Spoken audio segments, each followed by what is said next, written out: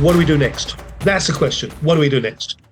Because it doesn't, we've used this word resilience, and it just doesn't feel to me that we're getting more resilient. It feels that we're, if resilience is about an organic thing, it is in ecology. It's not engineering. Caroline talked about engineering. Resilience is not engineering. It's ecology. It's biology. Are we at least moving in the right direction? Are we at least moving the dial somehow? Or are we actually lemmings just running faster as we get closer to the end of the cliff? As the Russians would say, Mr. Rubins, that is why thank God God gave us vodka. Imagine doing this without vodka. I mean, seriously. So are we making a difference? Are we getting the hang of it, Caroline? Because Caroline, you are a classic academic. Like all of us, all four of us, we're all academics. We're in the academic world. We're in the practitioner world. Some of us are in the consultancy world. We're in the policy world. If our voices is not making a difference, then what the hell do we need to be doing? Yeah, no, exactly. I mean, that's a really good question. It's quite a nuanced answer, I think, to it. I mean, I think I've definitely seen a positive. We are moving in a positive direction. People are getting what resilience is, the proactive rather than reactive nature. And I think the next step is sort of the benefit side of resilience and being able to, we're doing a lot of work in that area. So I definitely see the dial moving in the right direction. I think that, so I work a lot with governments or cabinet office, and they've set kind of quite an ambitious strategy or framework, which they're kind of fleshing out. But the thing is, they don't know how to deliver it. It's kind of like, here's our policy, great. Okay, well, how is that getting done? And then that relies on the next level down. So whether it's regulators or different departments to basically take that and say, well, this is what it's going to look like for, transport or this or that. And then, we suddenly start losing this kind of whole system bit, because you need that, better coordination from the top, but equally we need to empower the bottom as well. So it's quite a complex system, and we need to attack every level of the system to kind of empower it to do its thing. So whether that's organizations, whether it's society, communities at large, or whether it's government, we all need to be moving in the right direction. So we kind of need this sort of guiding framework of, this is where we're all going. This is the framework for resilience. This is the kind of principles for resilience, and this is kind of how you might want to, tackle it. But you're going to have to tailor it for each of those different systems and different kind of. And I think we're moving in the right direction. For example, we're working with the rail industry at the moment, and they're doing the rail resilience project. And so we've done kind of, this is how you govern across an industry for resilience. This is what the competencies are for resilience professionals, because that, sounds like Nadine's working on that as well. That didn't exist, and it does now. And this is how you train for that, and this is going to be really significant for future generations. And we need to obviously speed that up. And then things like, this is how we actually measure where we are and where we're going. And I think I think the foundations are in place. And as I mentioned, we've got the standard, there are a number of standards now. We've got a really good organizational resilience standard, a really good urban resilience standard, and community resilience. There's a nice suite of, this is kind of what we should be doing. I think we just need those leaders, whether within communities, within organizations, we all need to come together. And I think that's what's, part of the ISRM, and part of what I'm doing with the Centre of Whole Society Resilience is trying to pull together all of these kind of people and players to actually get some stuff done, because otherwise we're going to sit there and keep looking at it and going, oh, we really should do something about this. So I think it's up to us to kind of think about, what can I do? What can we as individuals do? We can all do something. There's something we can do. And I think we need to challenge ourselves, how can we contribute to making, a more resilient society? So, yeah. Caroline, I knew you were a hippie. I knew you were a hippie at heart. I knew it. because you've just gone straight into you've gone back to the hippies, which was basically think global. No one's ever called me that before, David. Well, hey, you know what? A new experience. But think global. Think global, act local was the thing. The Master McLennan in the 1960s, and it was. Can I just ask you because you and me are both involved with UK resilience in the Cabinet Office. Yeah. Matt Clark, we both have a good relationship with Matt. Yeah. I think he's a good guy. I think he's doing good. He's doing good work there. Yeah. The fact that we now have Cabinet Office somebody who actually has ownership of that within the Cabinet Office, do you think that that's going to be, is that a good step, and is that going to make a difference? Yeah, I mean, I think it's really important that you obviously you need that buy-in from leadership, whatever level of the system. So it's really important that the government's taking it seriously. I'm still not convinced they're taking it as seriously. I think national security seems to have more grip than national resilience, which I don't really understand. So I do think there's a will, and I think they need to put their money where their mouth is, though. So nothing's going to happen unless it gets funded. And so we need funding for projects to build national resilience. We need that coordination and leadership from the Cabinet Office. So I think it's still, to me, TBC, right? I think they have activities they want doing. They are coordinating with other departments to kind of get budgets to get things done. But I think it just needs way more investment. Well, Chancellor of the Exchequer has been in China recently. Maybe China will be funding UK resilience development. I mean, you never know. You never know. It's a strange old world. Daniela, let's come to you in Australia. We're not quite at the summation, but let's sort of try and start bringing this together. I was in Australia last year, and we were doing this sort of stuff. And I said to somebody, we need to get our ducks in a row. And she said, I don't have ducks. I have 100 squirrels, and they're all drunk. And it feels like it's feel like you're trying to move 100 drunk squirrels forward at the same time, which is a skill in itself. Let's face it. Daniela, hopefully the Austrians are bringing some order to this chaos around us. Let me ask you a question: are you winning? I mean, are you making a difference? Are you getting to where you want to be? Are you having an influence? Well, it's a difficult question, actually. the tough questions come at the end. Apologies. Yeah, that's true. Yeah. Well, I would say yes. All over, I would say yes. The development goes in the right direction. It slowly does, but it is the right direction. What we do see at the moment, I have to agree with Caroline. So resilience is a multi-level approach, and what is especially important for me is to say that resilience is not like I look at the resilience once and I train it once and then it's done, right? It's a continuous process. So the most important for us is to introduce a continuous process, like a mental state of mind, to say, well, it's something I have to be trying to get better continuously my whole life, like an organization or the individual. It doesn't matter on which level. It's continuously focusing on learning, on improving, on adapting. And this mindset is the key point to improving resilience. Focusing on the healthcare sector, what we do see at the moment that people are a bit tired of crisis and tired of pandemics, so they don't really want to look at what they have learned. Some organizations were very quick in their learnings and adapting, and some organizations didn't do their job yet. Well, I understand that people are tired, and I understand that people sometimes need a break. But the resilience is something not only helping during the next crisis or the next pandemic, but it's something which would support the whole system and the individual during the daily routine, during the daily jobs, right?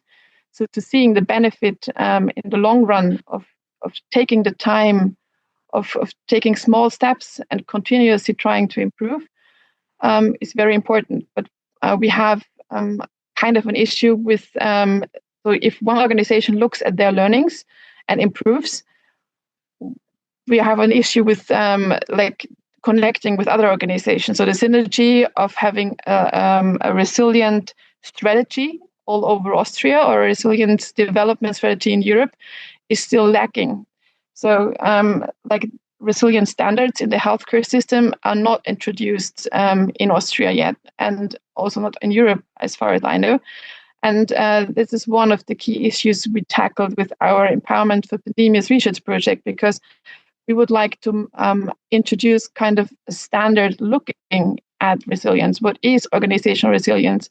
What is individual resilience? And how can we actually make it more palpable and measurable? Because without measuring it, we can not improve it. Oh my God! You've gone for the Goldman Sachs things. So now you're your key performance indicators for resilience. Is that it, Daniela? Well, kind of, because without, I know resilience is kind of a big topic, and it's not. Well, people can't grab it, can't focus on it. That's why I think measuring it in a tiny way, it's very important to help getting the motivation for development and for helping a continuous process introduction. So yeah, as I said, I hope we will have the power to empower some people and some decision makers to introduce a continuous resilience improvement strategy, and to make them brave to exchange their learnings, because it's not easy for an organization to tell or to be open and say, well, we had some mishaps, some is there, and to share it with the others, and at the same time to learn from each other. But this culture of working together, connecting, networking, this would be very important to introduce resilience standards and to introduce continuous process of development. I think you've got it absolutely right. That, and again, it's another word I don't think we've used, but resilience is fundamentally a transformational process. It's not. It is something that creates a new you. And I think that the thing about it is it's not magic and it's not voodoo. There is a structure, there's a methodology to it.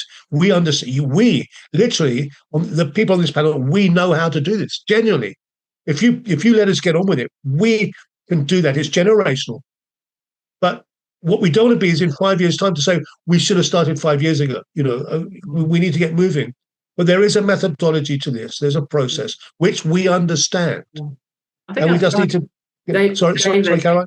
Yeah, I was just going to interrupt. I think I just absolutely hit the nail on the head there. I was feeling this frustration earlier in the week, where I think the word resilience is bandied around and kind of like, yes, we want resilience. Yes, we want resilience. And I'm like, and you think that's going to happen by doing what? It's just going to miraculously appear because you say so. I was like, there is actually a process and an expertise that's required to do that. Do you want to know what that is? we had a conversation. We have our level 5 urban resilience and major city management program. A guy called Matt Hogan. I don't know if some of you know him from London Resilience. Yeah. He's great. When I was working with Matt 15 years ago. Yeah. But we were talking about, he's on the program. We bring him in, he talks. And I said to him a couple of days ago, I said, Matt, we were talking about resilient cities. I said, Matt, how many tier 1 accident emergency hospitals do we have in London? He said, I'm not quite sure. We have 184 hospitals in London. There's 184. I said, fine. So what is the number 1 environmental risk in London? Well, it's flooding. That's number 1 environmental risk. I said, okay. The number 1 environmental risk is flooding. Where do those 184 hospitals keep their emergency generating systems and their servers? And the answer is in the basement. Okay, now we had this conversation 12 years ago. Now, the thing about it is, if you don't get that bloody sorted out, my friends, you can't come to me and talk about resilience. If you've got to get that sort of stuff right. And there's 2 ways you can get excellent. You can really work to become excellent. And the second thing is stop doing stupid stuff. Just cut out the stupid stuff. And there's something about humans are bright. Humanity is stupid. And there's something about humanity that we just, even though we can see the impacts and the consequences of not getting it right, we still, and not only do we not get it right, we don't even do the right things. Listen, it's been an absolute fascinating conversation. Mike White, good to see you here. I'm going to just bring you in very quickly, Mike. Good to see you. Resilience as a concept and in practice. And I think this comes back to something that Daniela was talking about. can only be demonstrated and its effectiveness verified if you test your plans and stress them almost to breaking points. We've got to, first of all, you question your assumptions, but then you've got to interrogate your assumptions, and interrogation is not the same thing. Because that's how we learn. Barry Blackmore, good to see you here. Thank you very much for your comment. I think some of your stuff you spoke about mental health and resilience were discussed. Nadine, I'm going to give you the last word, okay? So can you please now, in the next 2 minutes, sum up everything we've discussed in the last hour and a half, please? And I thought we'll be grateful for that. So over to you, Nadine. Last words. Thank you very much. I don't think I will be able to summarize everything that we've discussed in the last 1.5 hours in 2 minutes, but it's been a very fascinating discussion. So thank you very much, Daniela, Caroline, for your input, and David, obviously, for your input as always. But I suppose, as I said earlier, we have in our project consortium for the last 3.5 years now, Daniela, is that right? We have worked together to create our Empowerment for Pandemias training suite, and that was really born out of that aspiration to make a contribution to improving resilience within the healthcare sector. And I think the question that you asked earlier, actually, are we getting somewhere? Well, yes, we are, because we are beginning to develop an understanding of what resilience looks like. We are beginning to develop an understanding what needs to be done. Organizations are emerging that are looking at this stuff. Projects are emerging that are looking at that stuff. And I suppose for me, what is really important is the question, what does impact look like? I mean, for example, we've talked about BUILD.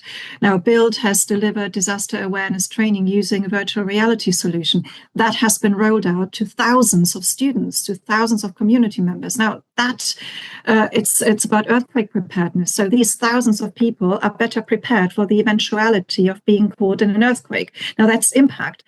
And I'm hoping that in the next years to come, we're going to see the same with the Empowerment for Pandemias project, because what we have done is to develop a training suite that helps individuals understand where they are on that resilience maturity spectrum and what they need to do in order to move up to the gold standard level or to the advanced level that I've described earlier.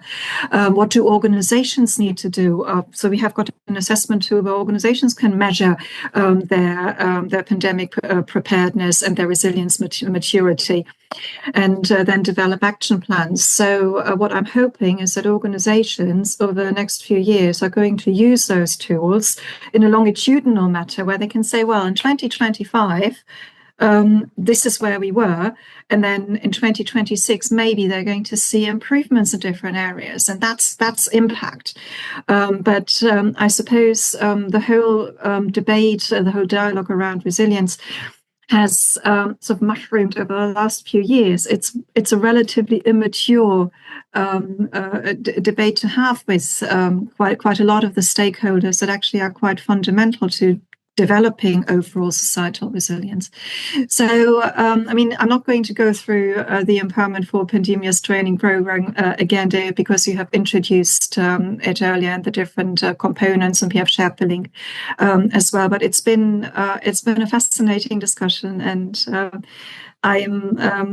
as I said, I'm very pleased to hear that quite a lot of the things that we have been discussing within the consortium has been echoed in this conversation today as well. So thank you very much, and thank you, David, to you as well for hosting, as always. Well, thank you to my panelists. Thank you to my panelists. What does that sound like? Thank you to our panelists. Thank you to our audience. That's perfect. The ISRM has been established. It's our birthday in March. We'll be 6 years old. But it was established to create a forum where academics, practitioners, and policymakers could come together to have a grown-up conversation. That was our mission statement, and I think that this has done it. I think this has been a significant and an insightful conversation. I think I think anybody who's been part of this has gained from it. Anybody who's listened to it gained from it. We will edit this recording. We will put that out to the public as always. We will see this as part of the journey, part of the process. Everybody here is involved in their own programs and we will share information on all of that, give you the contact details, let you know about the initiatives that they're doing, the whole of society resilience and empowerment for pandemia, anything else. Please do support them, get involved, support. We need your love and support. We really do. It's a tough world out there. But can I just say, but today, I think this has been an excellent way to spend a Thursday afternoon. I really do. I think it's had value. So thank you to Nadine, thank you to Caroline, thank you to Daniela. Francesco, thank you for your support. You didn't come in, but you were here, and we appreciate your support. Can I also say thank you to Caroline and PA Consulting, who's been a friend and a supporter of the ISRM, has hosted us, and it is appreciated. Same thing to Nadine at University of Gloucester. You've been a friend and a supporter, and we genuinely appreciate it. So thank you for that. Hopefully, we've helped make the world a bit of a better place. So thanks for everybody. We'll be seeing you again soon. But for today, wherever you are, stay safe. Thank you very much.